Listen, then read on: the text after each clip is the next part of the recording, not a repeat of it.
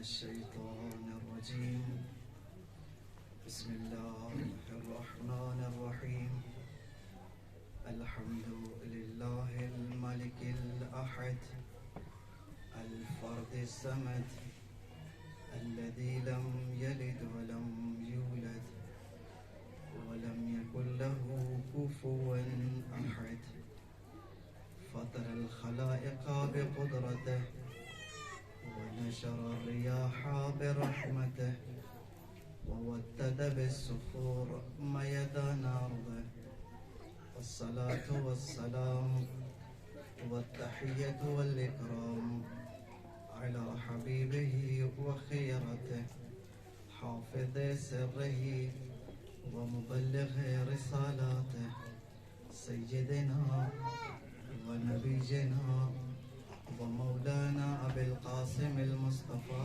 محمد اللهم صل على محمد وعلى محمد وآله الأطيبين الأطهرين الغر الميامين المنتجبين المنتخبين الذين أذهب الله عنهم الرجس وطهرهم تطهيرا اللهم صل على محمد وعلى محمد ورحمة الله على شيعتهم ومواليهم أجمعين ولعن الدائم على أعدائهم ومنكر فضائلهم وغاصبي حقوقهم أجمعين من الآن إلى قيام يوم الدين بسم الله الرحمن الرحيم إن الدين عند الله الإسلام اللهم صل على محمد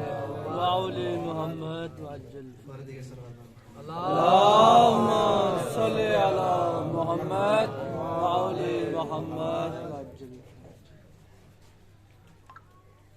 इरशाद बारी कुदरत है कि अल्लाह का दीन दीन इस्लाम हर वो दीन के जो दीन इलाही होता है उसके कुछ उसूल होते हैं और कुछ उसके फरू होते हैं। उसूल दीन हकीकत में दीन की बुनियाद होती है और फरूए दीन उन्हीं उसूल दीन पर ही उस्तवार होते हैं। बस अगर एक शख्स का अकीदा दुरुस्त होगा तो उसका अमल भी सही होगा और अगर एक शख्स का अकीदा दुरुस्त ना हो तो उसका अमल भी काबिल कबूल नहीं। तो लिहाजा अगर एक शख्स काफिर के जो ज़ात अहदियत ज़ात हक़ सुब्हानहू व तआला को नहीं मानता, अगर वो नमाज पढ़े तो उसकी नमाज ठीक नहीं होगी, उसकी नमाज कबूल नहीं होगी। क्यों? क्योंकि वो उसूल दीन को नहीं मानता, वो तौहीद का इकरार नहीं करता, वो अदालत परवरदिगार का इकरार नहीं करता, वो नबूवत और मआद को नहीं मानता। यानी वो सिस्टम के जो अल्लाह तबारक व तआला ने दिया है उस सिस्टम को पूरी तरह कबूल करने वाला नहीं है। और जब उस सिस्टम का अकीदा नहीं रखता तो कुछ चाहे अमल करे उसका अमल कबूल होने वाला इसको कहते हैं उसूल दीन। और ये आप सुन चुके हैं कि उसूल दीन में तकलीद नहीं है बल्कि कोशिश है इंसान की कि किस कदर उसने उसूल दीन में कोशिश करनी है और अपने अकीदे को मजबूत करना है।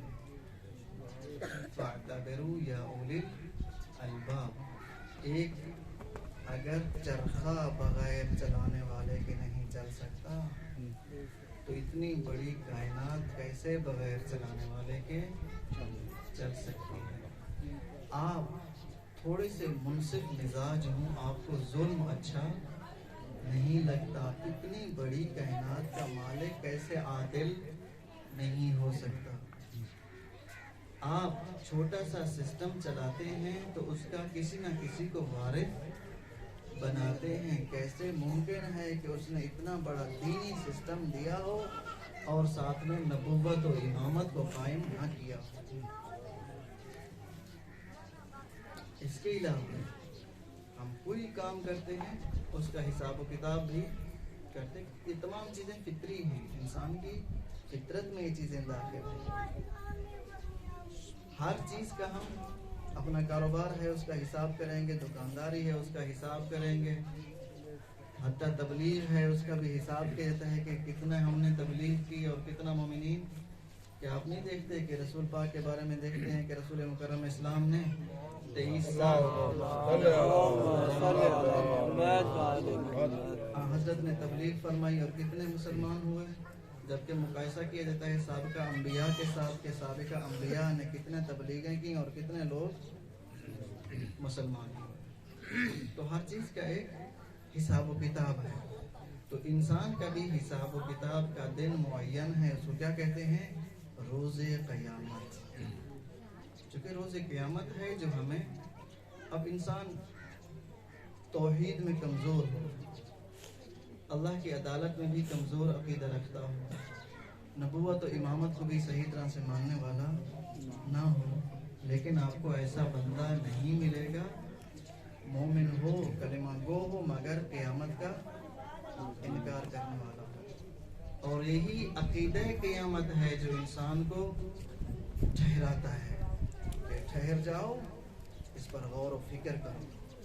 जिस अमल को अंजाम देने जा रहे हो उन्हें इस अमल के बारे में जवाबदेह होना है। पहले इसके बारे में सोच लीजिए कि जो अमल करने जा रहे हो इसका जवाब दे पाओगे या। इसको कहते हैं अक़ीदा मआद, अक़ीदा क़यामत। तो अक़ीदा क़यामत इंसान के ज़हन को टकराता है, जिसकी वजह से इंसान का अक़ीदा तौहीद भी दुरुस्त हो सकता है, इंसान का अक़ीदा अदालत परवरदिगार भी दुरुस्त हो सकता है, और अक़ीदा इमामत और दीगर तमाम अक़ायद इंसान के दुरुस्त हो सकते हैं इसी एक अक़ीदे की वजह से। क्यों?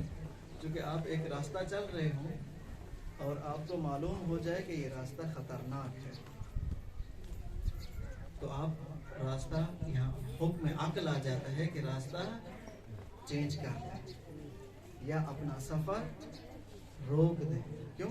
क्योंकि अगर आप इस खतरे से दो चार हो गए तो इस नुकसान को कोई जुबरान करने वाला नहीं है। तो इंसान के माइंड में, इंसान के जहन में ये अक़ीदा तो मौजूद है ना, जिसको कहा जाता है अक़ीदा क़यामत। अब देखिए हम सूरह के मुतफ़्फ़िफ़ीन पढ़ते हैं, वैलुल लिल मुतफ़्फ़िफ़ीन, बिस्मिल्लाहिर्रहमानिर्रहीम, वैलुल लिल मुतफ़्फ़िफ़ीन अल्लज़ीना यक्तालून अन्नास यस्तौफ़ून व इज़ा क़ालूहुम अव वज़नूहुम युख़सिरून। इस तरह की बहुत सारी आयत हैं कि जो इंसान के बुरे अमल को जिक्र करने के बाद डायरेक्ट क़यामत को जिक्र करती है। तो जो फरमा रहे हैं माशाअल्लाह, पहुंच पा रही है या बुलंद सलवात, अल्लाहुम्मा सल्ली अला मुहम्मद व अली मुहम्मद, बुलंदतर सलवात, अल्लाहुम्मा सल्ली अला मुहम्मद व अली मुहम्मद, अल्लाहुम्मा सल्ली अला मुहम्मद व अली मुहम्मद। हम अपनी रोजमर्रा जिंदगी में कोई बंदा आपके पैसे खा जाए, उसे क्या कहते हैं? यार आपने मरना नहीं है। कोई बंदा आपके साथ जुल्म करे, उसे क्या कहते हैं? यार कब्र नहीं आना। इनके मजलिस है, मरहूम की मजलिस है, तो एक ऐसा मौजू इख्तियार किया जिस तरह माशाअल्लाह अल्लामा साहब जो है फरमा रहे थे बहुत ही अच्छे अंदाज में। तो अक़ीदा क़यामत जो है वाक़ई हमारे अक़ायद, बाकी अक़ायद को दुरुस्त कर सकता है। और अगर हम चाहें, इंसान चाहता हो, अफ़मन शरह अल्लाहु सदरहु लिल इस्लाम फ़हुव अला नूरिन मिन रब्बिह, क्या ऐसा नहीं है कि जो शख्स अपने दिल में खुदा को जगह देता है वो नूर परवरदिगार पर जिंदगी गुजारता है? तो बस आप सोचिए सही, आप फिक्र कीजिए। एक बंदा जो फिक्र नहीं करता, जो सोच नहीं रखता, वो तो असलन चौपाइयों से भी बदतर है। आप भैंस को चारा डालते हैं, कभी भैंस हिसाब किताब करती है? बैल हिसाब किताब करता है कितना खा गया हूँ, कितना रहता है, इस साल में कितना खाया है, किसको पैसे देने हैं, किसकी जमीन में चल रहा हूँ, कहाँ खा रहा हूँ, कहाँ पी रहा हूँ, हिसाब किताब है इनके पास। और अगर इंसान भी ऐसे हो जाए कि कोई हिसाब किताब इंसान के पास ना हो तो चौपाया है या उससे भी बदतर है। कौन सा अकीदा है जो इंसान को इन चौपाइयों से दूर रखता है और बुलंद रखता है? उनमें से एक ही अकीदा क़यामत है कि मुझे कब्र में जाना है, मुझे हिसाब किताब देना है, मैं फिर उठाया जाऊंगा, अल्लाह के रूबरू खड़ा किया जाऊंगा। तो फिर इंसान यहाँ पर अपना अकीदा दुरुस्त करता है। हाँ, इसका मतलब है कोई खुदा है जिसने इस कायनात को बनाया है, और उसने ऐसे नहीं बनाया बल्कि एक सिस्टम के तहत बनाया है, और फिर वो सिस्टम दीनी सिस्टम मुझ तक पहुंचाया है। वहाँ कोई अंबिया रिजाल दीन मुकर्रर किए हैं कि जो मुझे दीन पहुंचाने वाले हैं, और फिर कुछ लोगों को मुकर्रर फरमाया है कि जो उसका दीन बचाने वाले हैं। कुछ ऐसी चीज़ों को मुकर्रर फरमाया है जो बिल्डिंग है, मतलब खाना काबा है, मज़ार आइम्मा ताहिरीन अलैहिस्सलाम या मज़ार अंबिया हैं, कि जो मेरे लिए एक हिदायत का वसीला बन सकते हैं। तो यहाँ पर फिर इंसान अपने आप को संभालता है। किसने आकर झंझोड़ा? अकीदा क़यामत। आप 1000 तौहीद की तबलीग करते रहें, कोई नहीं सुनेगा जब तक आप अकीदा क़यामत को जिक्र नहीं करेंगे।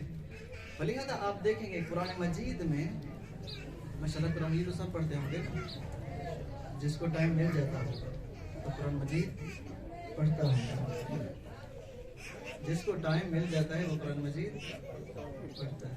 अच्छा, टाइम निकालने वाली बात है या टाइम मिलने वाली बात है? नहीं दोस्त, ना टाइम निकालने वाली बात है और ना टाइम मिलने वाली बात है, अहमियत की बात है। मेरे दिल में अगर दुकान की अहमियत है, मैं सुबह दुकान खोलूंगा। क्यों? क्योंकि अगर दुकान पे ना गया तो बच्चे भूखे रह जाएंगे, मेरा माली स्टेटस डाउन हो जाएगा। अगर मैंने कारोबार ना किया तो मेरा माली स्टेटस कमजोर हो जाएगा, मैं अपना पेट, अपने बच्चों का पेट नहीं पाल पाऊंगा। वो कि जो मेरे ऊपर अल्लाह ने वाजिबुन नफका करार दिए हैं, वाजिबुन नफका, वो लोग, कुछ लोग हैं कि जिनका नफका, जिनका खर्च आप पे वाजिब है। देखिए यहाँ पर एक छोटी सी रस्म है हमारे पास, उसको अर्ज करूँ तो हमने उधर भी अर्ज किया कि जरूरी नहीं लिखवाए। जब देखिए निकाह होता है वहाँ कुछ चीजें लिखवाई जाती है। आप लोगों के पास है ऐसे कुछ चीजें? बच्ची के लिए मकान लिखवाया जाता है, ऐसे है। कोई माहाना खर्च लिखवाया जाता है, कोई कपड़े, कोई खाना, कोई जो है वो रंजिश के हालात वगैरह, तलाक दोगे तो इतना, दूसरी शादी करोगे तो। ये सब सही है, ये सब सही नहीं है? किन लोगों के लिए ठीक है? मेरे ख्याल में कहीं राम तो नहीं जा रहा हूँ। माशाअल्लाह, सुभान अल्लाह। मजालिस ऐसे पढ़ता हूँ, ठीक है। मैं यूं नहीं करता हूँ कि भाई आऊँ बस 2-4 फजाइल और मजमे को लटका के चला गया, नहीं। ऐसी बात करो कि माशरा सुलझे अपने आप में, कोई राह रास्त पे आए, अगर कोई आना चाहता है। आया ये लिख पढ़ ये सारी ठीक है या ठीक नहीं? एक जुमला करूंगा, अगर आपका दामाद खौफ खुदा रखता है और अपने दीन से जिस दीन की वो प्रस्तुत करता है, अगर अपने दीन से वाकिफ है तो ये कुछ लिखवाने की जरूरत नहीं है। क्यों? अगर वो क़यामत का अकीदा रखता है तो उसको हतमन वो तलाश करेगा कि कौन से, आया ये जो मेरी बीवी है, आया इसका खर्चा मेरे ऊपर वाजिब है या वाजिब, आया मेरे ऊपर वाजिब है या मेरे वालिद पे वाजिब है, या जिसने बेटी दी है उस पे वाजिब है। ये हमारे है लोकल जो हमारा मुआशरा है उसकी ये बातें मेरे ख्याल में हमें डिस्कस करनी चाहिए। किस पर वाजिब है? इस बीवी का खर्च, इस खातून का खर्च जिसको मैं घर में ले आया हूँ, ये किस पर वाजिब है? वो पैदा होने वाला बच्चा जो है उस पर, उसका खर्च किस पर वाजिब है? वो जो घर, इसको घर तो चाहिए बेचारी को, ये घर इसका किस पर वाजिब है? ससुराल बना के दें, घर का सामान ससुर साहब देंगे, बेटी भी दी साथ में ट्रक सामान का भी, वो चीजें कि जो उसने पूरी जिंदगी में कभी सोचा भी ना हो इस्तेमाल करने के लिए, वो भी बेटी को दे रहे होते हैं कि किस लिए दे रहे होते हैं? ताकि हमारी बेटी खुश नहीं, ताकि दामाद गिला रहे, बेटियां कुछ भी ना दे खुश रहे, ताकि दामाद हमारी बेटी को गिला ना दे। इसलिए ना, ऐसा क्यों दामाद? तो फिर आप ऐसा दामाद तलाश करें।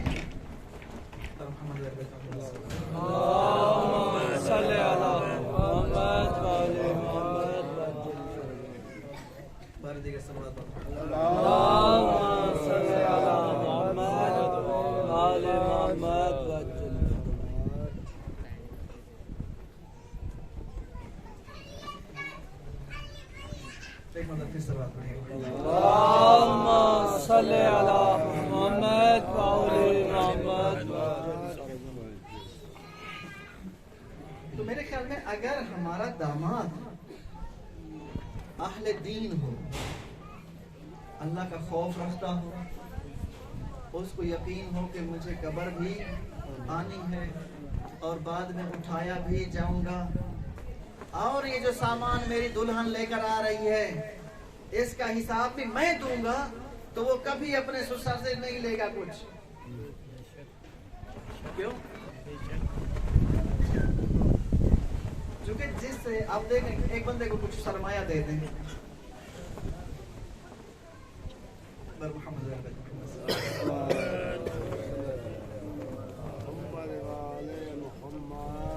अगर एक बंदे को सरमाया दे दें तो लेते वक्त वो बड़ी खुशी से ले लेगा। अगर मैं आपको लाख रुपया दे दूं, आप ले लेंगे ना, खुश हो जाएंगे ना। लेकिन साथ में अगर एक जुमला कहूं, चंद दिन बाद आपको इसका हिसाब भी देना है, तो फिर आप लेंगे? लेते हुए वापस कर देंगे, कहेंगे सर नहीं, मैं हिसाब वाली बात थोड़ी मुश्किल है, मैं हिसाब। तो अगर आपके दामाद को मालूम हो जाए कि ये सामान जो मेरी दुल्हन मेरे घर ला रही है, इसका हिसाब भी मेरे कंधों पर है, तो लेगा, बल्कि खुद कोशिश करेगा, जिद्दोजहद करेगा, शब रोज कमाएगा, ताकि अपना घर खुद बनाऊं, अपना सामान खुद खरीदूं, जो जरूरत को होगा वो लूंगा, जो जरूरत का नहीं होगा वो नहीं लूंगा, ताकि कम अज कम हिसाब तो आसान रहे। ये एक मिसाल अर्ज की है। तो यहां से अर्ज करना चाहता था कि अगर आपका दामाद, बल्कि आपके मुआशरे का हर फर्द अकीदा क़यामत पर अगर गामज़न है और मजबूत है, तो कोई किसी को अजियत करने वाला नहीं है फिर, क्योंकि उसको पता है मुझसे हिसाब लिया जाएगा। अगर मैं किसी को गाली दूंगा मुझसे पूछा जाएगा, अगर किसी के जो है वो हदूद क्रॉस करूंगा तो भी मुझसे हिसाब लिया जाएगा, किसी के पैसे खा जाऊंगा तो भी मुझसे हिसाब लिया जाएगा। या खा जाए, खाने पीने का जहान है, मर जाने का गुस्तान है, बस ऐसे। अगर अकीदा क़यामत मजबूत हो जाएगा तो हमारा ये मुआशरा, हमारी ये सोसाइटी एक जन्नत का समा बन सकती है। क्योंकि जब मुझे यकीन होगा कि मुझे हिसाब देना है, मैं आपके पैसे नहीं खाऊंगा। मुझे जब यकीन होगा कि मुझे अल्लाह के रूबरू हिसाब देना है, मैं आपको अजियत नहीं करूंगा। मुझे जब यकीन होगा कि मुझे अल्लाह ताला के रूबरू हत्ता जुबान, हत्ता सोचने का, हत्ता दिमाग का भी हिसाब किताब देना है, तो मैं आपको किसी किस्म की अजियत, आपकी चोरी, आपका रास्ता नहीं रोकूंगा, वगैरह वगैरह जितने भी हमारे पास प्रॉब्लम है, ये पैदा फिर नहीं होंगे। लेकिन मुश्किल क्या है? मुश्किल यहीं पे है कि हम अकीदा क़यामत पे मुहकम अकीदा नहीं रखते। क़यामत आएगी तो देखा जाएगा, ये मौलवियों की बातें। क्यों? क्योंकि हमने कुरान मजीद नहीं पढ़ा। कुरान मजीद हमने पढ़ा है। अब माशाल्लाह ये महफिल है, सुबह भी एक महफिल थी मैंने की, तो हम में से कितने लोग हैं जो रोजाना कुरान मजीद पढ़ते हैं? हर बंदा अपने आप में देखे। आज देखें ईद का दिन है, ईद का दिन रहमत का दिन होता है। हम में से कितने लोग हैं जो रोजाना कुरान मजीद पढ़ते हैं? अच्छा, कुरान मजीद पढ़ने के बाद अंबिया अलैहिस्सलाम के कुछ फरामीन पढ़ लेते हैं, आइमा तारीख अलैहिस्सलाम के कुछ फरामीन पढ़ लेते हैं, कितने लोग पैदा हो जाएंगे? मेरे ख्याल में शायद 100 में से 2-3। अगर 100 से 2-3 लोग आपके कुरान मजीद पढ़ते हैं, वो किताब के जो आसमानी हैं, वो किताब के जिसके बारे में अल्लाह फरमा रहा है इन्ना अंज़लनाहु फी लैलतिल, हमने इसको कद्र वाली रात में, आम आदमी नहीं कह रहा कि हमने कद्र वाली रात में नाज़िल फरमाया, अल्लाह ताला फरमा रहा है हमने इसको कद्र वाली रात को कद्र वाली रात में पैदा फरमाया। तो वो जो कद्र वाली रात में आने वाली किताब है, वो तंजील मिन रब्बिल आलमीन है, वो जो फुरकान है, वो जो नूर है, वो जो हिदायत है, वो जो उम्मुल किताब है, वो जो अलीयुन हकीम है, इतने अलकाब की मालिक किताब, हम कितना उसको टाइम देते हैं? अच्छा, टाइम नहीं देंगे उस किताब को जो अल्लाह तबारक व तआला की तरफ से आई है, तो फिर हमारा ये सोसाइटी, हमारा मुआशरा संवर जाएगा? मुश्किलात बढ़ेगी या कम होंगी? माल इकट्ठा करने से मुश्किलात कम नहीं होती, क्योंकि अगर माल इकट्ठा करने से, माल कमाने से मुश्किलात कम होती तो अल्लाह तबारक व तआला कहीं ना कहीं जिक्र फरमा देता, इतना माल इकट्ठा कर लो फिर तुम्हारी मुश्किलात हल हो जाएंगे। दुनिया है भी मुश्किलात का घर, यहाँ इंसान ने अपने सब्र के साथ तमाम तर मुश्किलात को झेलना है। क़यामत के मुख्तलिफ नाम है, क़यामत के मुख्तलिफ नाम है। क़यामत के नामों में से एक नाम है यौमुल हसरा, यौमुल हसरा, पछतावे का दिन। क्यों है पछतावे का दिन? वहाँ मोमिन भी पछताएगा, वहाँ काफिर भी पछताएगा। काफिर क्यों पछताएगा? काफिर पछताएगा कि काश मैं इस्लाम ले आता, काश मैं फलां को दोस्त ना बनाया होता, काश मैंने नबी की बात मानी होती, काश मैं अल्लाह की बात मानता तो आज मैं आग के ऊपर ना ठहरा होता। और मोमिन क्यों पछताएगा? मोमिन इसलिए पछताएगा कि जब मोमिन को अज्र मिलेगा तो पूछेगा ये किस चीज का अज्र है? मेरी नमाजों का?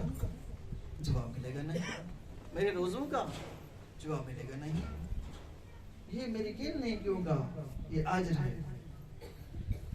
तो जब बताया जाएगा ये अज्र तेरे अजियतें बर्दाश्त करके सब्र करने का है,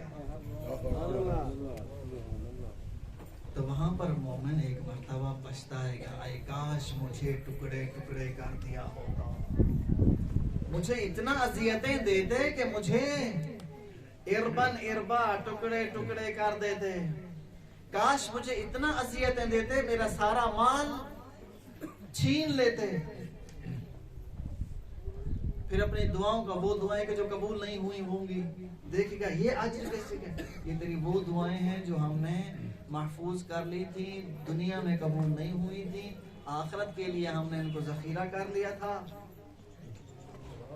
तो फिर कहेगा आए काश मेरी कोई दुआ कबूल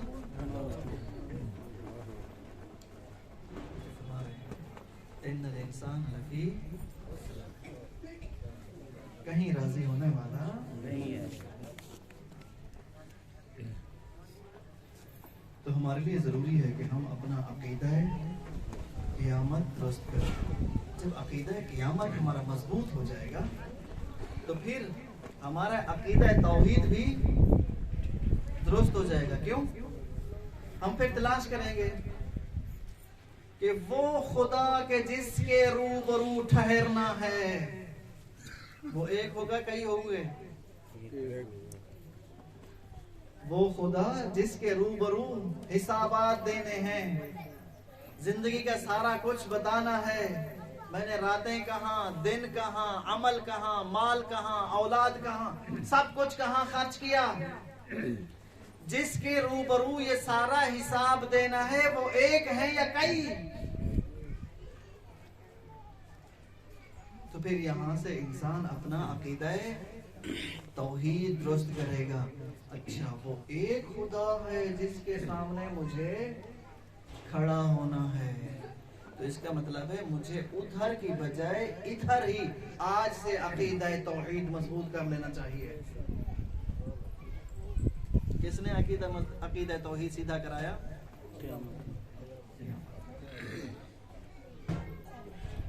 तो फिर खुदा को तलाश करेगा नहीं करेगा? फिर खुदा को तलाश करेगा, फिर उसके अवामिर और उसके नवाही को तलाश करेगा।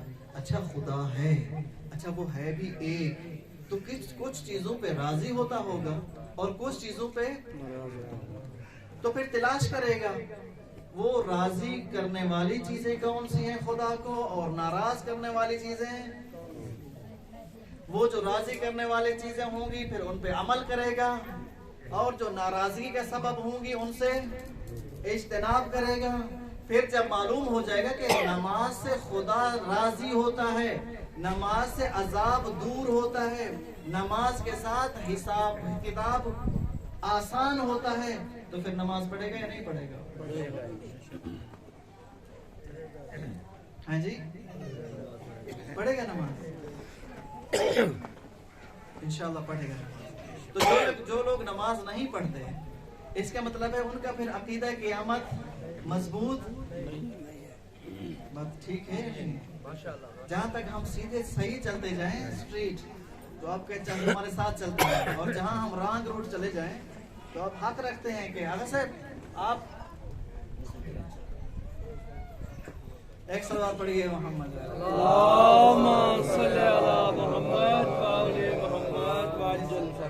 आंधियों से नहीं, आंधियों से ना घबराएं, ये हमारी आदत बन चुकी है, आंधी में पढ़ना है मजलिस और बारिश में पढ़नी है मजलिस। एक और सवाल पढ़िए मोहम्मद।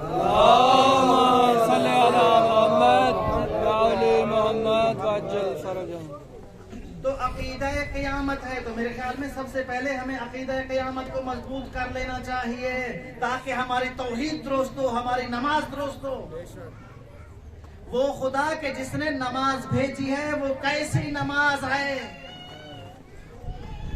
तलाश करेगा या नहीं करेगा? वो तलाश करे, या टाइम नहीं मिलेगा फिर आपके सामने आग जल रही हो। एक सवाल पढ़िए मोहम्मद वाले।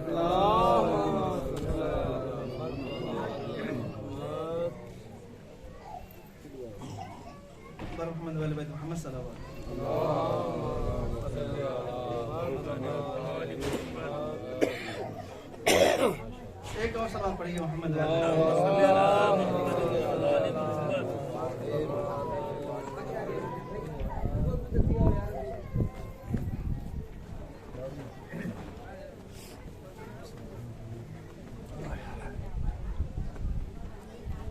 और सवाल पढ़िए मोहम्मद वाले।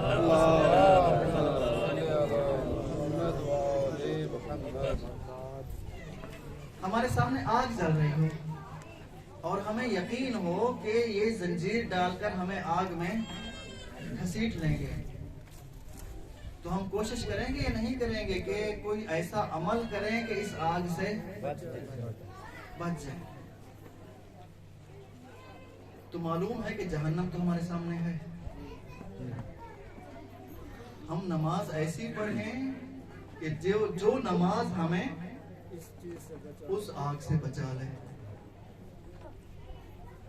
तो वो नमाज फिर तलाश करनी पड़ेगी कि ऐसी नमाज हो, चूंकि ये भी है कि नमाज तोली जाएगी। नमाज इन क़ुबिलत क़ुबिला मा सिवाहा व इन रुद्दत रुद्दा मा सिवाहा, अगर नमाज कबूल हो गई तो तमाम आमाल दीगर भी कबूल हो जाएंगे, और अगर नमाज रद्द हो गई तो तमाम आमाल। तो मुझे तलाश करना होगा कि मुझे कौन सी वो नमाज है कि जिस पे अल्लाह तबारक व तआला राजी होता है। वो कौन सी नमाज है कि जो इबादत शुमार होती है। आया हर पढ़ी जाने वाली नमाज इबादत है या फकत एक नमाज इबादत है, ये तलाश करना। कौन दुरुस्त कराएगा? अकीदा क़ियामत। फिर आप एक नमाज पढ़ेंगे, आपको शक होगा पता नहीं ये नमाज आसमानी है या नहीं, फिर आप दूसरी नमाज तलाश करेंगे। कितने फिरके हैं हमारे पास माशाल्लाह मुसलमानों के, अल्लाह ताला के दिए हुए बहुत हैं। एक फिरके में जाएगा तलाश, अभी भी कर रहे हैं लोग माशाल्लाह, उलमा भी हता ये काम कर रहे हैं। एक फिरके में जाएंगे, उसकी नमाज देखेंगे कि इसकी नमाज कैसे है, फिर कुरान मजीद के साथ उसकी नमाज को मिलाएंगे, आया कुरान मजीद में इसकी नमाज साबित है या, फिर दीगर अमाल को देखेंगे आया साबित है या साबित नहीं है। इस तरह चलते चलते चलते चलते बिल आखिर किसी की जिंदगी हो जाती है इतना कि हकीकत तक जा पहुंचता है, किसी की जिंदगी साथ नहीं देती। इसके बाद फिर सच्चे अंबिया को तलाश करेगा कि अल्लाह ताला के जो सच्चे अंबिया हैं वो कौन हैं, और झूठी नबूवत के दावेदार। झूठी नबूवत का दावेदार मेरे ख्याल में जिक्र करना कोई अजनबी बात नहीं है, वो तो अभी भी कुछ लोग हैं जो झूठी नबूवत के दावे कर रहे हैं। इसी तरह हर नबी के दौर में क्यों अंबिया को झुठलाया गया, इसलिए झुठलाया गया अंबिया को, जादूगर कहा गया, अंबिया को झुठलाया गया, झूठे हो वगैरह वगैरह। क्यों? ताकि हमारी झूठी नबूवत साबित हो जाए। इसके बाद जहां नबूवत का सिलसिला खत्म होता है, आया उसके बाद भी कोई सिलसिला है। नबी का काम है दीन को पहुंचा देना। आया इसके बाद भी कोई सिलसिला है जिसने दीन को बचाना है, या कोई सिलसिला? आया कुरान मजीद ने कुछ लोगों को जिक्र फरमाया है कि ऐसे लोग भी मौजूद हैं जो इस दीन को बचाने वाले हैं। फिर उनको तलाश करेगा कि कौन कौन से वो लोग हैं जो अपनी जान कुर्बान कर देते हैं, माल कुर्बान कर देते हैं, बच्चे कुर्बान करते हैं ताकि इस दीन को बचाएं। फिर इंसान तलाश करेगा, फिर इसकी तौहीद भी दुरुस्त हो जाएगी, इसकी अदालत भी, अदालत परवरदिगार का अकीदा भी दुरुस्त हो जाएगा, इसकी इमामत का अकीदा भी दुरुस्त हो जाएगा। किसने दुरुस्त किया? क़ियामत ने दुरुस्त किया। लेकिन अगर एक बंदा क़ियामत पे अकीदा नहीं रखता, वो खुद भी गुमराह रहेगा और साथ में दूसरे लोगों को भी गुमराह करता रहेगा। क्यों? क्योंकि अकीदा है उसका कि मुझसे कोई पूछ करने वाला नहीं है, मैं जो कहता जाऊंगा कोई मेरा हिसाब करने वाला नहीं है। तो अजीजों, फकत यही पैगाम देना चाहता था कि अपने अकीदे को मजबूत कीजिए और अपने अमल को दुरुस्त कीजिए। बेशक अंबिया अलैहिस्सलाम ने एक मजबूत अकीदा पहुंचाया है, कुरान मजीद ने भी एक मजबूत अकीदा पहुंचाया है। कुरान मजीद लाने वाला मलक मुकर्रब जनाब जिब्रील अमीन है। कुरान मजीद जिसकी तरफ से आया है वो पाक जात है, और कुरान मजीद जिस कल्ब पे आया है वो पाक दिल है, और कुरान मजीद को जिन्होंने बचाया है वो भी पाक इतरत है। बड़ी कुर्बानियां देकर अब देखेंगे जब भी माह मुबारक रमजान, देखिए मुख्तसर करूं, अर्ज किया था कि कुछ लोग हैं अंबिया आइम्मा ताहिरीन अलैहिस्सलाम, कुछ बिल्डिंगे हैं जिनको खुदा ने हमारी हिदायत के लिए बनाया है, खाना काबा, बैतुल मक़दस वगैरह। कुछ घर हैं, उनमें से एक अहले बैत अलैहिस्सलाम घर, अहलुल बैत, और उन लोगों में से कि जो जिनको अल्लाह तबारक व तआला ने हमारी हिदायत के लिए पैदा फरमाया है, वो अंबिया हैं, औसिया हैं, आइम्मा हैं कि जिन्होंने इस दीन को पहुंचाना भी है, फिर इस दीन को बचाना भी है। लेकिन क्या अंबिया इस दुनिया से खुश होकर गए हैं? क्या आइम्मा ताहिरीन, औसिया अंबिया इस दुनिया से खुश होकर गए हैं?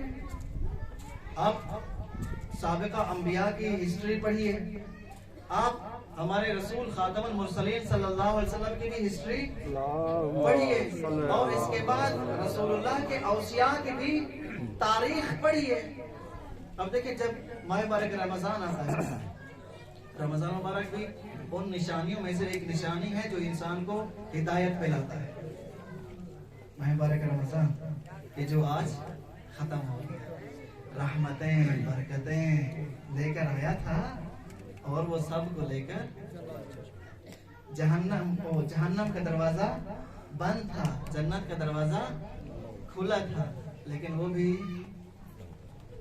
उसकी आखिरी वार्निंग कल थी। तो जो ही माह मुबारक रमजान आता है, चंद चीजें हमारे ज़हन में आती हैं।